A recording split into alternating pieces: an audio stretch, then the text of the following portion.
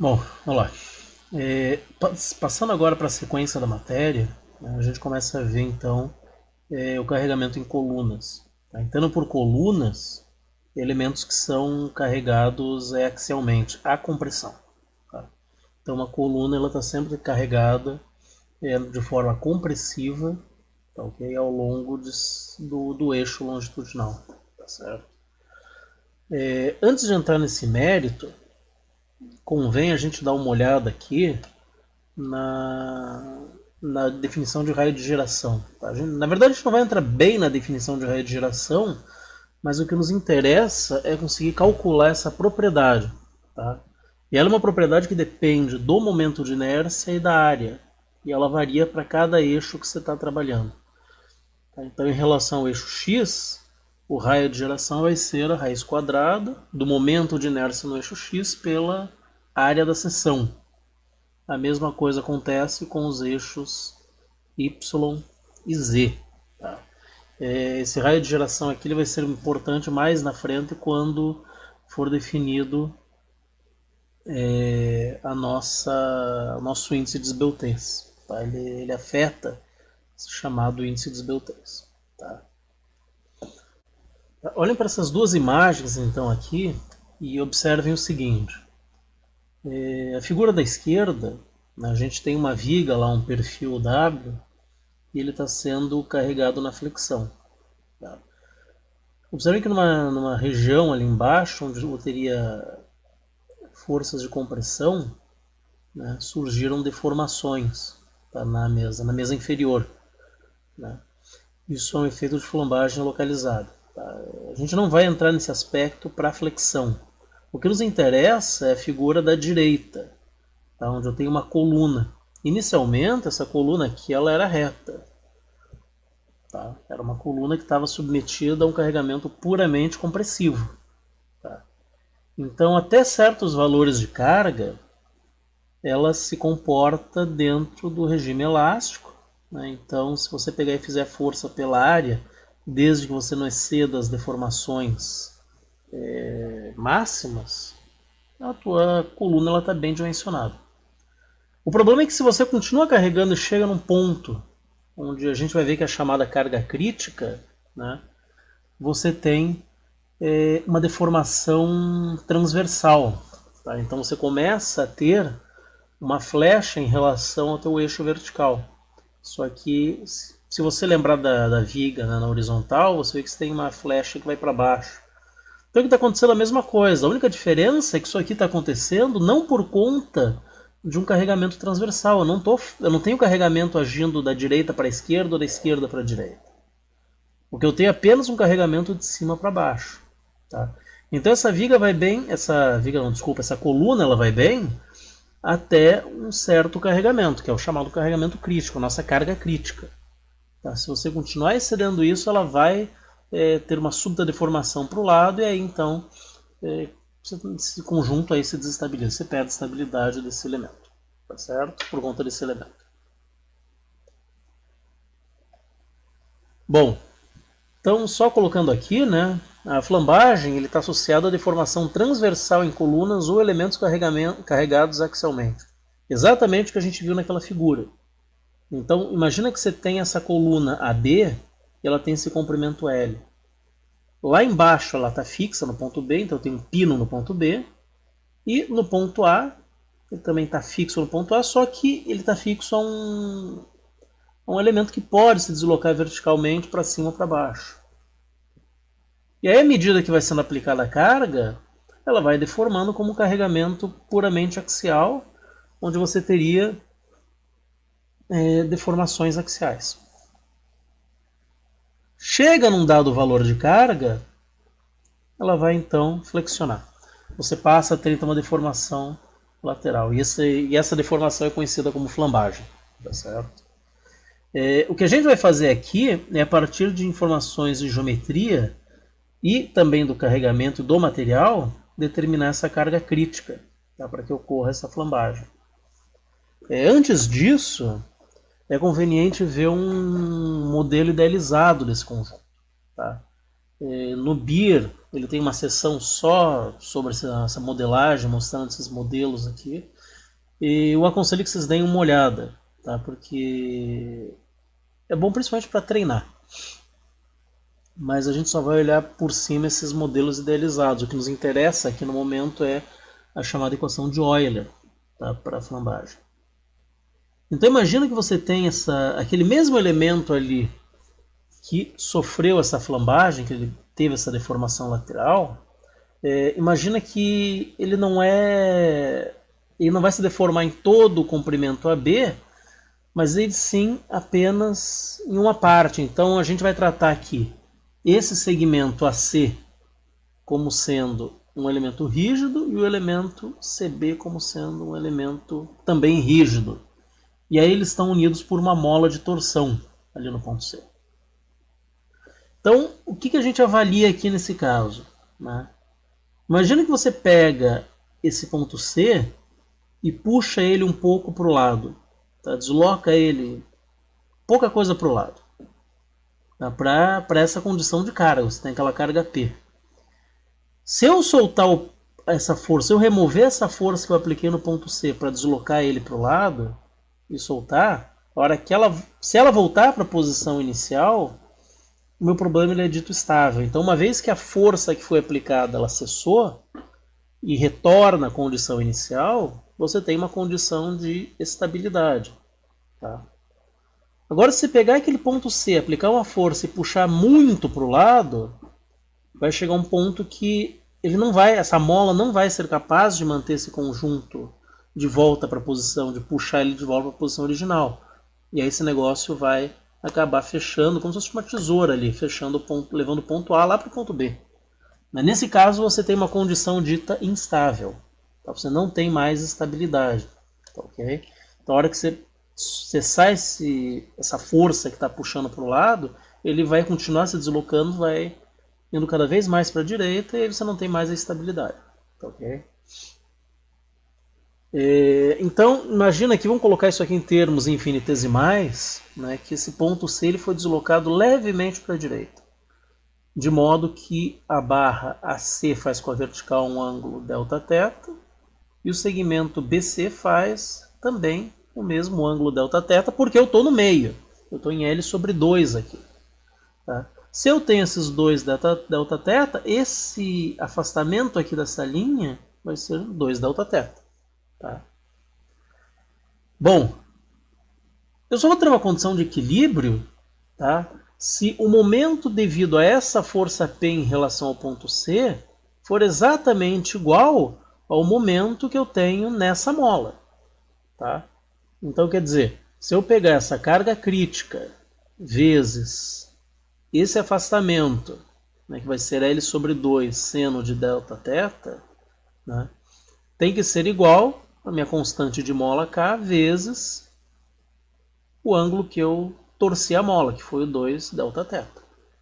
Tá? Como esse ângulo é pequeno, a gente pode assumir que seno de Δθ é aproximadamente o próprio θ. Tá? Ou seja, com isso a gente consegue definir aqui uma carga crítica em termos da constante daquela mola de torção e do comprimento da coluna. Tá? Então, se a carga que eu aplicar for menor do que essa carga crítica, esse sistema é dito estável. Tá? Então, eu não vou ter flambagem. Se eu aplicar uma carga superior à carga crítica, ele é instável. Quer dizer, se essa carga for superior à carga crítica, né, esse momento aqui ele vai sobrepor ao momento da mola. E aí a mola não aguenta e ela vai acabar perdendo função. Tá? Então, isso aqui nos define esse comportamento de estabilidade. Tá, ok? Então, se eu tiver uma carga menor que a crítica, eu vou carregar e ele vai continuar reto, sem problema nenhum. A lambança acontece aqui a hora que excede a carga crítica. Então, a hora que você excede a carga crítica, você passa a ter essa deformação lateral aqui, e aí você passa a ter um problema então de instabilidade. Né? Você entra na flambagem. Tá? Bom, o que nos interessa não são aqueles modelos idealizados. O que nos interessa são modelos mais próximos da realidade. Tá? Embora também isso aqui não ele seja também uma certa aproximação, né, nos resolve de forma satisfatória os problemas. Tá? Então o que acontece aqui? Vamos pegar aquela viga, né, anterior. Né? A viga não, desculpa, aquela coluna anterior. Tá? E aí carregar ela. Né? Se a gente pegar e fizer um corte, analisar um ponto Q aqui, tá? Vocês vão ver que ele tem essa deformação aqui que é essencialmente a equação da linha elástica. Tá? A linha elástica para uma viga. Tá? Claro que só para resolver isso aqui a gente vai assumir que na vertical está o x e na transversal aqui, que seria horizontal, está o nosso y. É basicamente aquela viga que a gente resolveu para problema, a equação da linha elástica, só que deixada em pé agora. Né? E aí vão manter esse mesmo sistema de coordenadas que tinha lá só para poder aproveitar as equações, tá? Sem fazer muita modificação.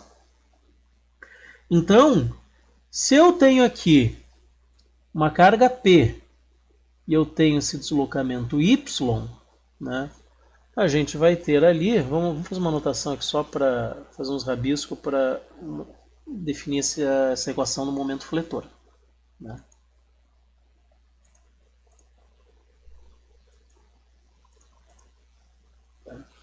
Então, olha só.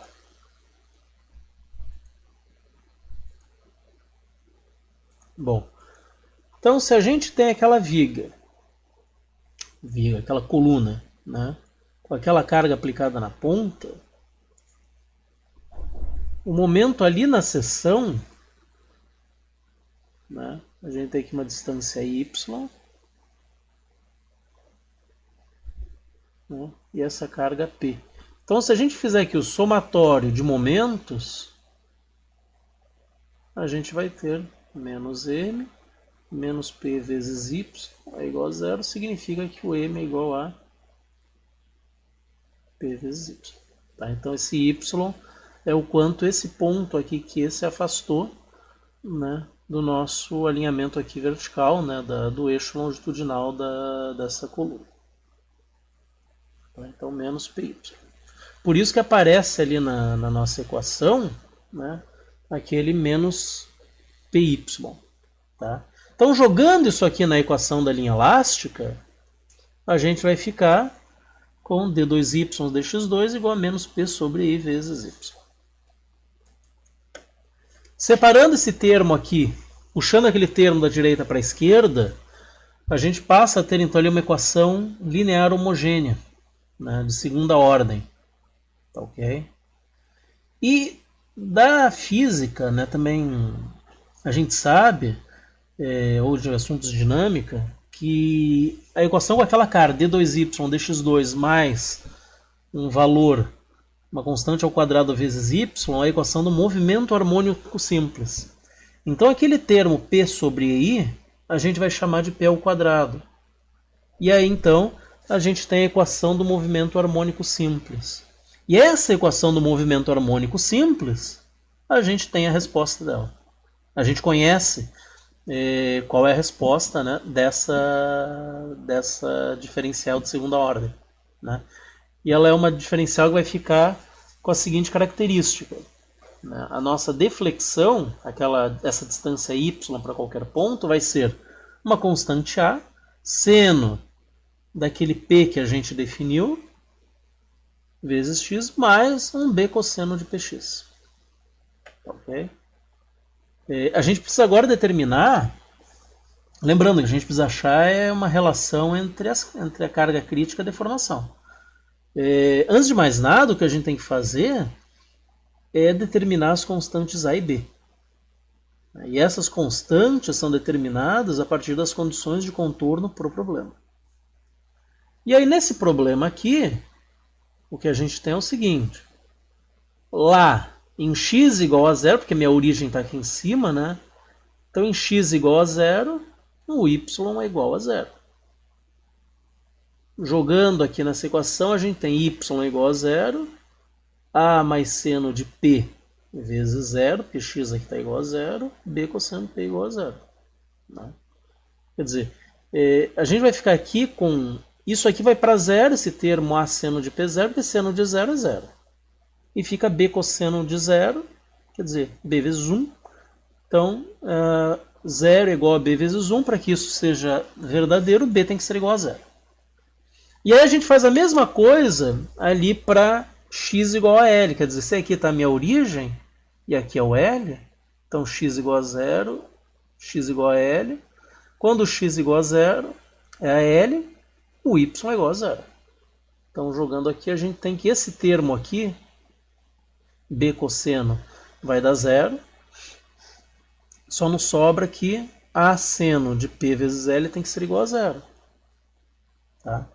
Isso aqui só vai ser zero em duas condições. A primeira seria a solução trivial do problema. Eu fazer A igual a zero. Tá? E obviamente não é. Então não vale essa solução. A solução para A igual a zero não vale. Então o que eu preciso fazer é achar uma solução que me dê que seno de P vezes L seja igual a zero.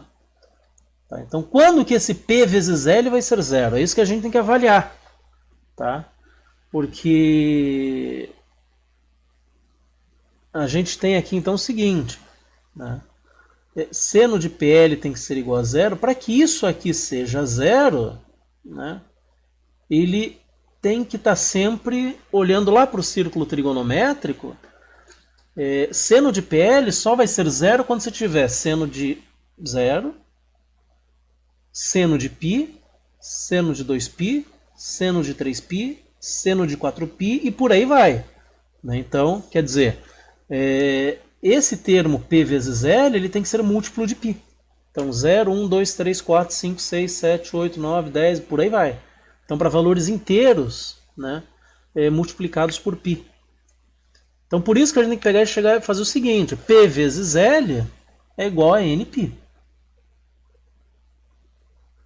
Substituindo esse P aqui com aquele P ao quadrado que a gente considerou lá atrás para chegar na equação do movimento harmônico simples, né, a gente fica com P igual a n ao quadrado, onde n é um número inteiro, vezes π ao quadrado, é isso sobre L ao quadrado.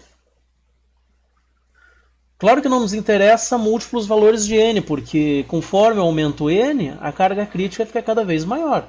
O que nos interessa seria a primeira carga crítica, o menor valor possível. Então a gente vai fazer se n igual a 1. Então com n igual a 1, a gente tem a carga crítica. Então a carga crítica ela acontece quando n igual a 1, e aí isso nos dá a chamada equação de Euler.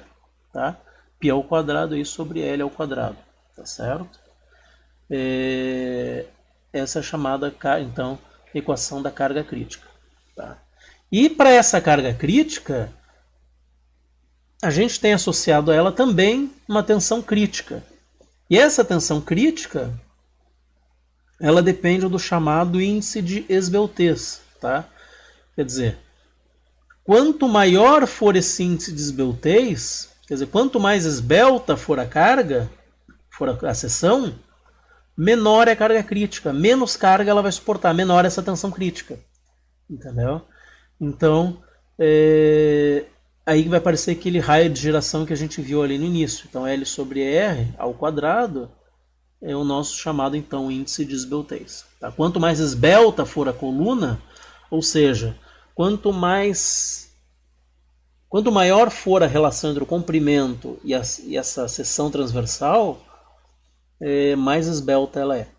Okay? Então, tanto que chega um ponto que se você tentar carregar, ela pega uma coluna, você começa a deixar ela cada vez mais longa, chega um ponto que ela vai se comportar de forma análoga a um cabo, se você tentar comprimir ela. Tá? Então, é basicamente isso que a gente está definindo aqui em termos da nossa tensão crítica. Ok? Beleza? Então o que nos importa aqui é essa carga crítica. Um detalhe importante aqui é o seguinte: numa seção que seja circular, por exemplo, ela pode flambar para qualquer lado. Tá?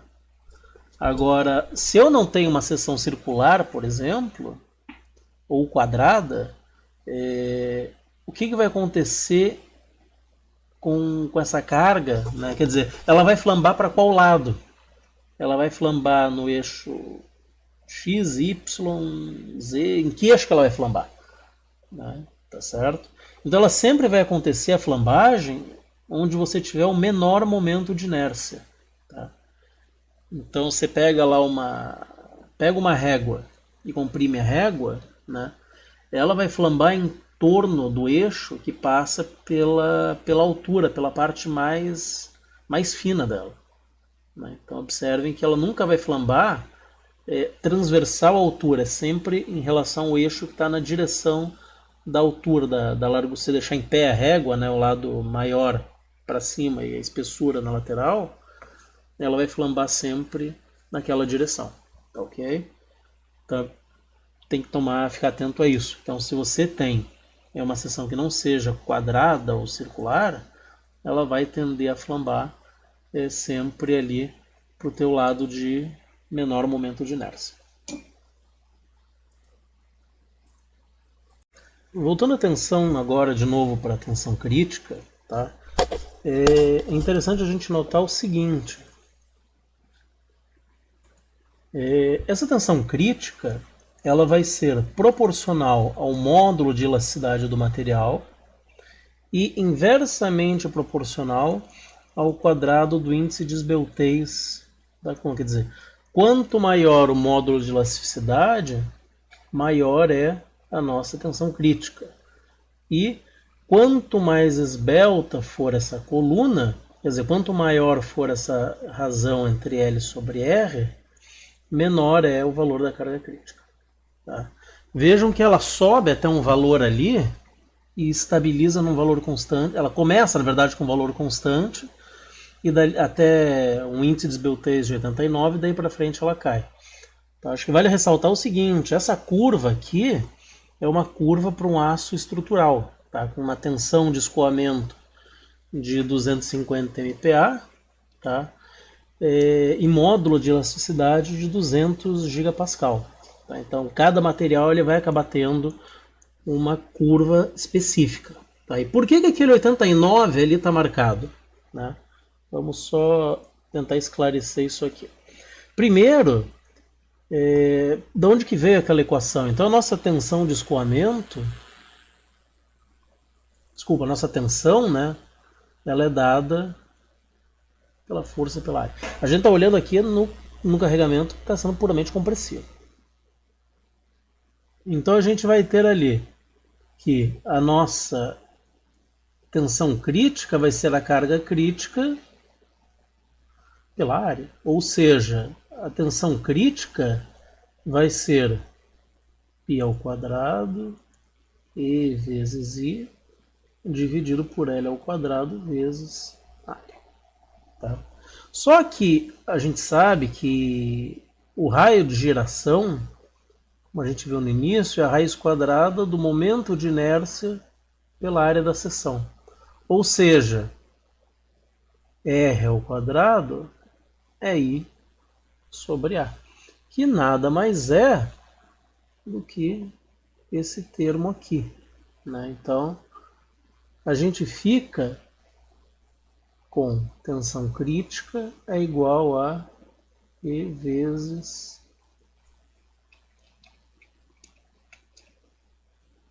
I ao quadrado vezes E vezes R ao quadrado dividido por L ao quadrado. Isso aqui dá para passar dividindo, fica 1 sobre R ao quadrado, então a nossa tensão crítica ela vai ser π ao quadrado vezes E dividido por L sobre R ao quadrado. Tá? Então, daqui que veio aquela relação da tensão crítica. E a gente tem um detalhe aqui, né? A tensão de escoamento do material é 250. Então, se eu igualar a tensão crítica com a tensão de escoamento, né, do material,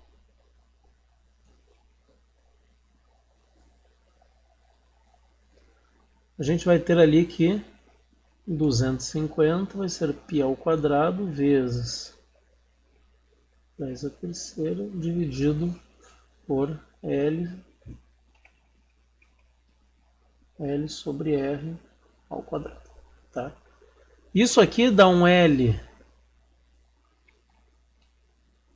sobre R de aproximadamente 89.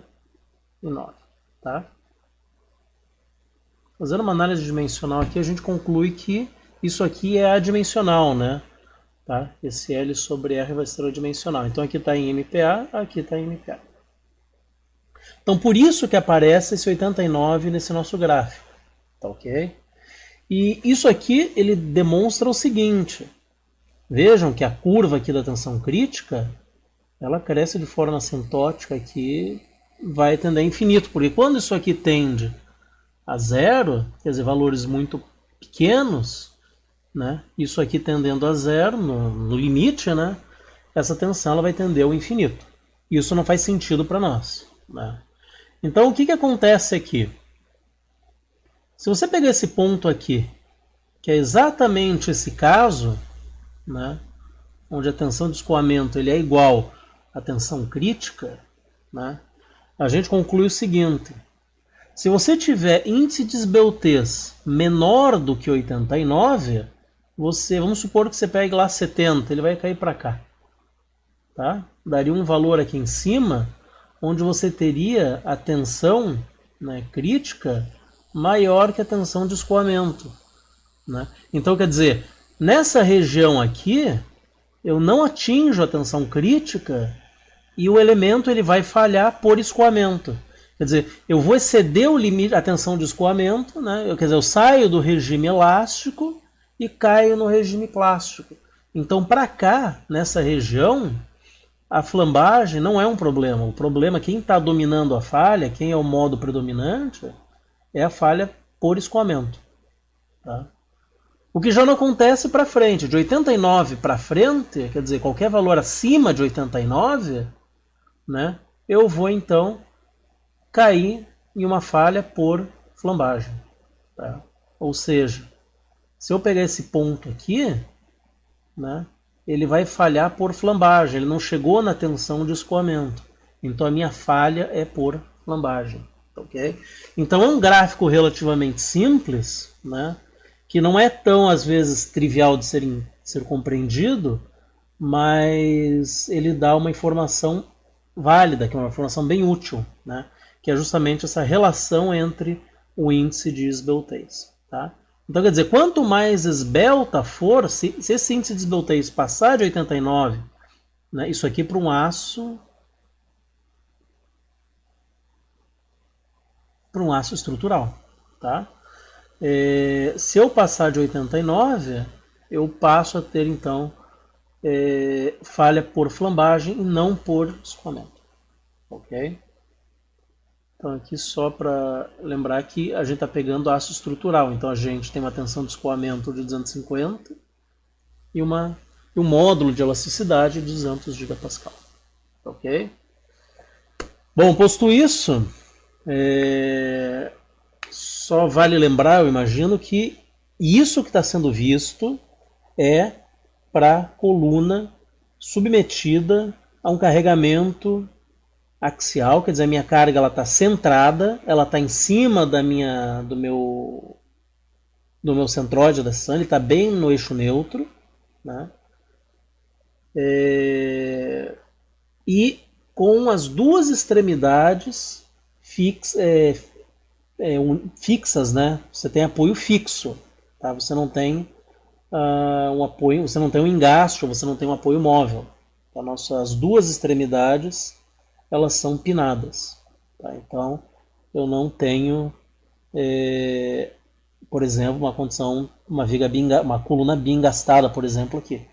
A gente tem que fazer uma adaptação, a equação ela fica ligeiramente diferente, mas se eu tiver essa condição aqui, tá? Quer dizer, eu tenho uma coluna que ela está biarticulada, tá? E ela tem um comprimento L, com módulo de elasticidade E e uma área A, seção transversal A, né, eu vou aplicar essas duas condições aqui. Né? Então a nossa carga crítica vai ser π ao quadrado E sobre L ao quadrado. E a nossa tensão crítica vai ser π ao quadrado E L sobre R ao quadrado. Né? Essa carga crítica é conhecida então como equação de Euler. Certo? Então, por uma coluna com as duas extremidades biarticuladas,